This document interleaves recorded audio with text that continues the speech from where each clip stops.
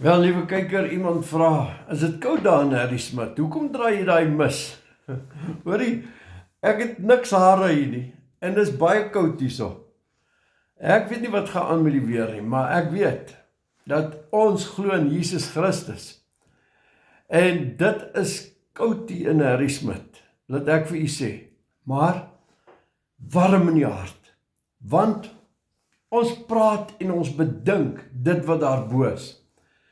Dit wat daar bo is, verlustig jou in hom, en hy sal jou gee, die begeertes van jou hart. Verlustig jou in die Here Jesus. Verlustig jou in hierdie wonderlike verlossingswerk, wat God gedoen het, deur Jesus Christus. Ons praat oor ware rykdom. En ek het afgesluit met daai skrif in 1 Johannes 3. As ons hom sien, gaan ons soos hy wees. Ek wil graag meer deel oor hierdie ware rykdom. Kom ons bid saam. Vader, onse Vader wat in die hemel is. Ons dank U dat ons nou die troon van genade kan nader. Dat ons in hierdie genadewerk ingebore is, wedergebore. Dankie Vader. Vader, dankie vir Jesus. O Vader, dankie dat hy ons hoëpriester is. Vader, dankie dat hy ons vlekkeloos voor U kom stel. Dankie dat U eie hand ons kan bereik deur Jesus Christus. U seënende hand. Dankie Vader. Vader, dankie.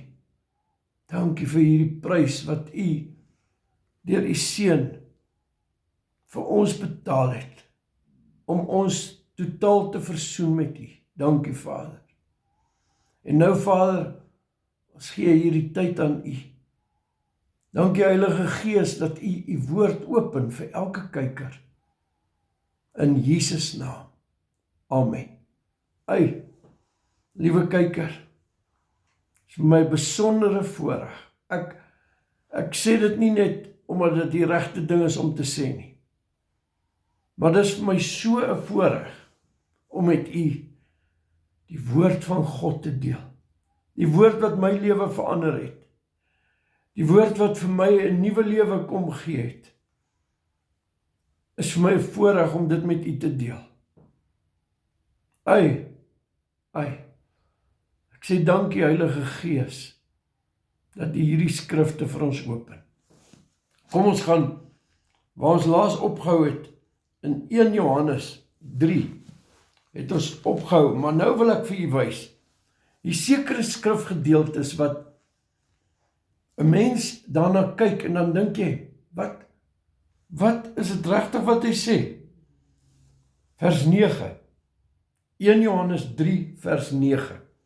Hierdie is 'n skrif wat baie mense vermy, of jy sê, nee, ek weet daarom nie. Hoorie, elkeen wat uit God gebore is, doen geen sonde nie.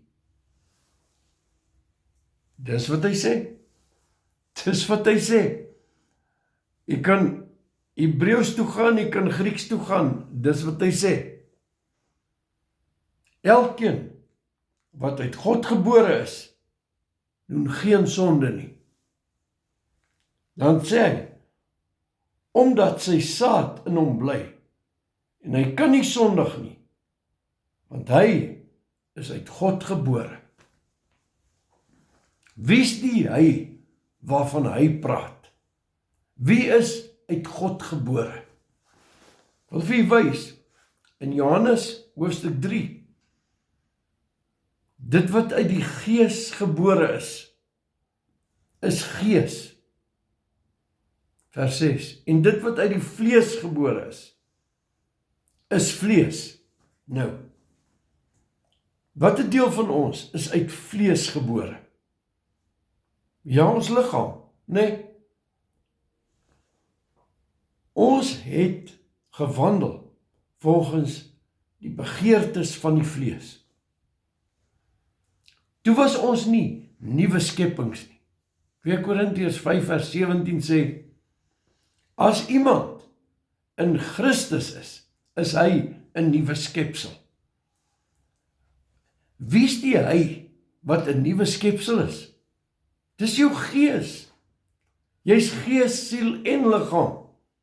In my siel is ek nie 'n nuwe skepping nie, maar ek word verander. Romeine 12 vers 2. Kom ek wys vir u. U sien, as 'n mens hierdie goed begin verstaan, en ek sê begin verstaan, dan is dit lewensveranderend. Dis vrymakend. Romeine 12. Ek lees vir u hierso. Vers 2. En word nie aan hierdie wêreld gelykvormig nie, maar word verander deur die vernuwing van julle gemoed. Dit beteken, as ons gemoed nie verander nie, dan lyk ons nes die wêreld in ons uitlewing van ons lewe. En dit hoort nie so nie. Ons moet verander word deur die vernuwing van ons gemoed. Nou, wat moet verander word?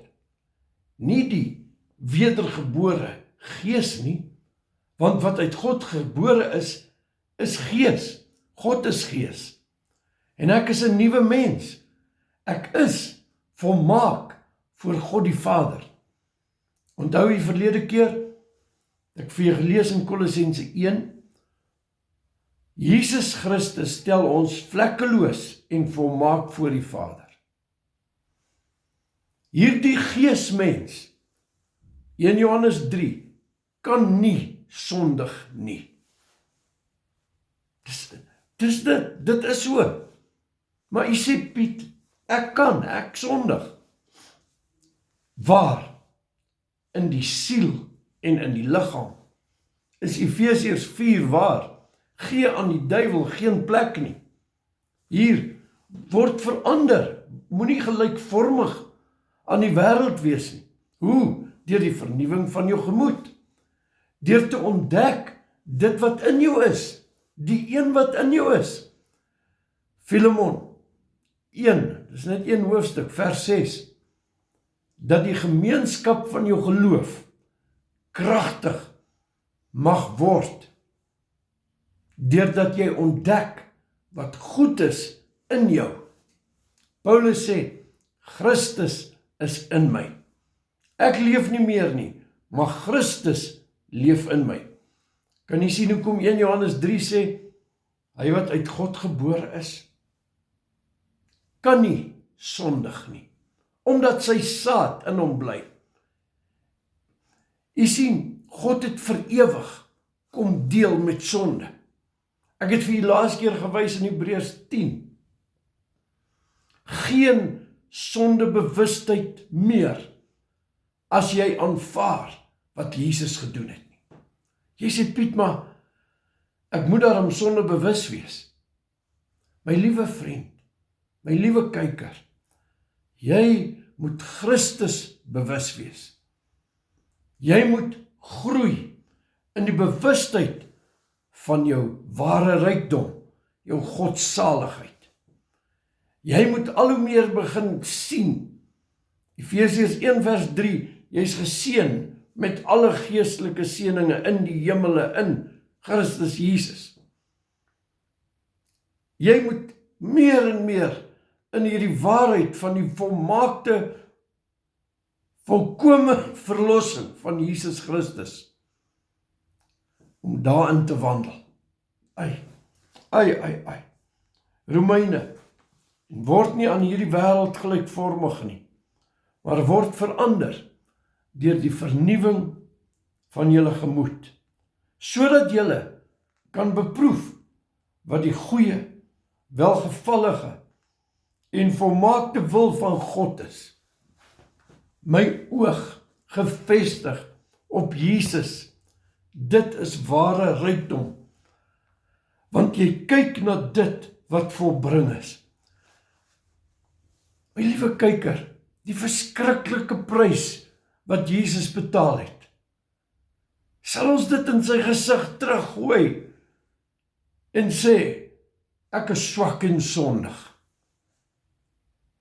Jy sê, nee Piet, maar dis nie wat jy doen nie.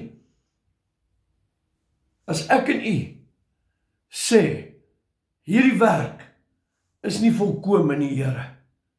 Hierdie werk is vol gate. Ek weet hoekom u dit dalk wil sê. Nie sê sy werk is vol gate nie, maar u kyk na die gate in u eie lewe.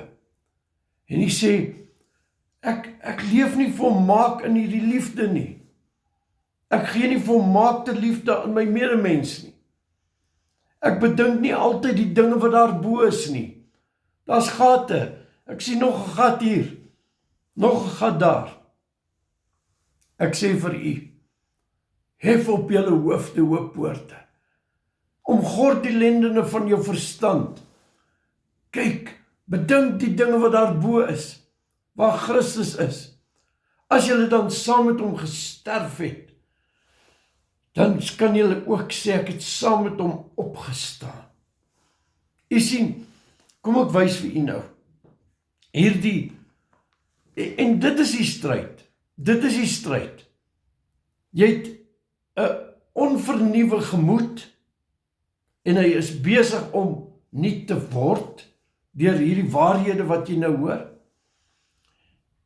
en jou onvernuwe gemoed skop teen hierdie waarhede. Jou ou mens, wat jou geleer het, om vyandig teenoor God te wees, om die luste van die vlees te volbring. Jou ou mens, daai gedagtes, daai gedagtegang, het jou sekere goed geleer, en dit het siekte veroorsaak in jou liggaam. Miskien reumatiek, miskien dit, miskien dat. Nou kom God, en hy doen iets. Hy sê, nou maak ek vir jou, Piet Uys, 'n nuwe mens. Dus, jy word uit God gebore. Jesus word jou hoëpriester vir ewig. Hy tree vir jou in as middelaar, vir ewig en altyd. Hy gaan nie ophou nie. As ons hom sien, laas keer het ek vir u gedeel, in Johannes 3, as ons hom sien, gaan ons soos hy wees. Ons gaan nie in 'n hoek pak kry nie. Jy sien, dis die stryd. Daar's 'n stryd. Paulus sê in Galasiërs 5, tussen die gees en die vlees. Ek kan so sê, tussen die gees, hy kan nie sondig nie. Hy wil nie sondig nie. Hy is volmaak, en dis jy. Dis jy. Jy kyk na dit, en dan is dit die siel, die gemoed wat nie volkome vernuwe is nie. Jy sien, nou begin ons om die liggaam te onderskei. 1 Korintiërs 11. Ons kyk na die liggaam wat vir ons gebreek is. En daarom is daar minder swakkes en siekes onder ons. Omdat ons gemoed vernuwe word en ons begin leef. Ons begin in ons alledaagse lewe uiting gee aan hierdie volkome werk van God. U sien, dis onmoontlik om uiting te gee aan die volkome werk van Jesus, as jy nie fokus op wat Jesus gedoen het nie. Hebreërs 12, ons oog gefestig op Jesus, die leidsman, die volëinder van ons geloof. Fantasties, nee? Fantasties. Fantasties. Dis wat God gedoen het. Hy wat uit God gebore is, kan nie sondig nie. Jy sien, dis hoekom 1 Korintiërs 5, daar's 'n man, hy het gemeenskap met sy pa se vrou, sy stiefma, kan jy sê. Paulus sê, hierdie ding hoort nie so nie. En ek stem saam. Sonde is sonde. Het hoort nie so nie. Dat 'n Christen in sonde aanhou wandel nie. Jy sê, maar jy het gesê, jy kan nie sondig nie. In jou siel kan jy. Jy kan die punt mis. Want jy volg jou onvernuwe gemoed. Nou 1 Korintiërs 5. Paulus sê, hy sê, ek neem myself voor om so iemand oor te gee aan die Satan, aan die duiwel, om hel toe te gaan. Luister wat Paulus sê, gee hom oor aan die Satan vir die vernietiging van die vlees, dat sy gees gered kan word. Ja, dis wat dit sê, 1 Korintiërs 5. Jy sê, Piet, gaan daar mense hemel toe, wat gemeenskap het met hulle stiefma of met hulle ma? Is dit moontlik? Nou wat sê dit? Vernietiging van die vlees. Ja. Dalk AIDS, dalk dit, dalk dat. Vernietiging van die vlees. Sonde het 'n gevolg in die Christense lewe.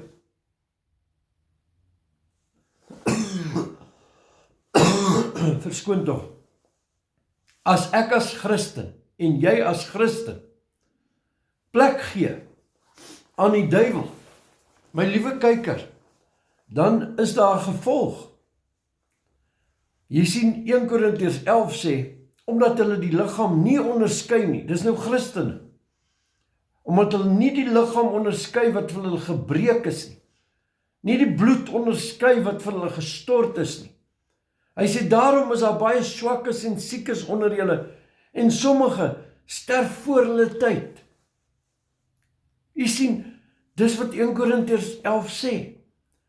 My liewe kyker, as ek en u hierdie woord vat, en ons bære dit in ons hart, en ons lees, kyk hierso, 1 Johannes 3, wat ek laas mee afgesluit het, maar ek wil nou vir jou wys hier, kyk net hierso, vers 23, en dit is sy gebod, dat ons in die naam van sy Seun, Jesus Christus, moet glo. Jesus sê in Johannes 17, hy sê, dit is die ewige lewe, dat hulle u ken, en hom wat gestuur is.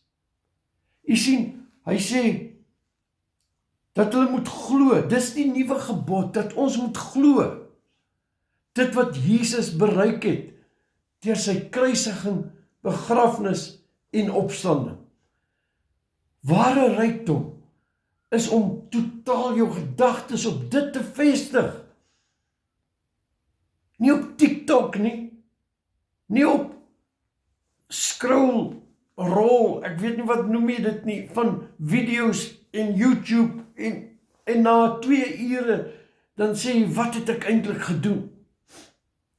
Om jou oë te vestig op Jesus Christus. Nou TikTok is nie verkeerd nie.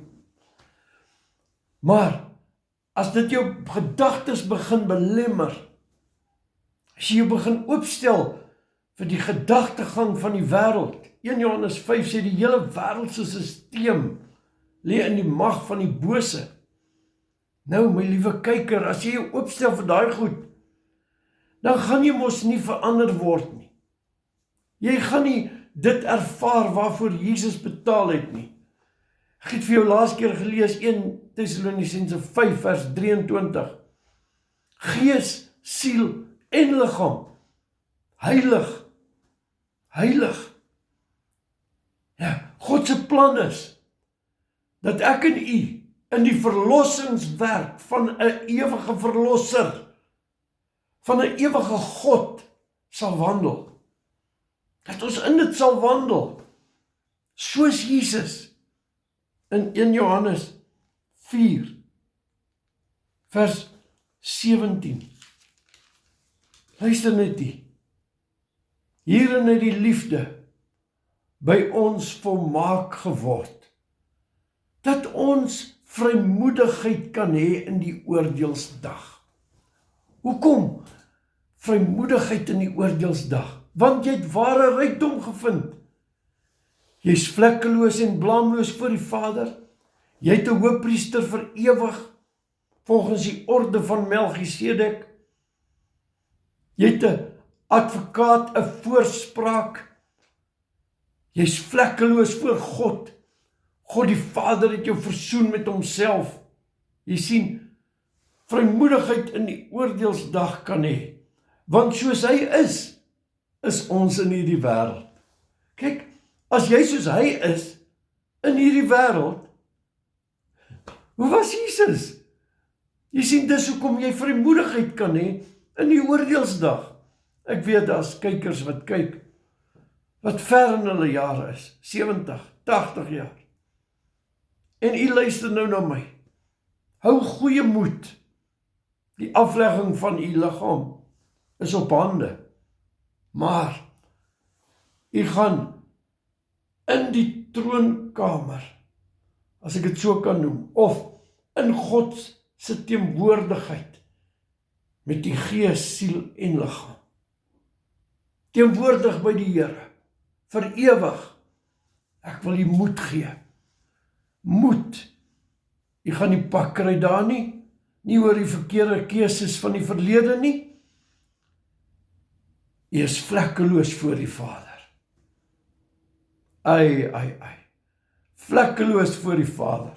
Hy sê, hierin het die liefde by ons volmaak geword, dat ons vrymoedigheid kan hê in die oordeelsdag. Want soos hy is ons ook in hierdie wêreld. Nou gaan hy aan, vers 18. Hy sê, daar is geen vrees in die liefde nie. Nou, watter liefde praat hy van? U liefde vir hom of sy liefde vir u? Nou kom ons kyk, vers 16.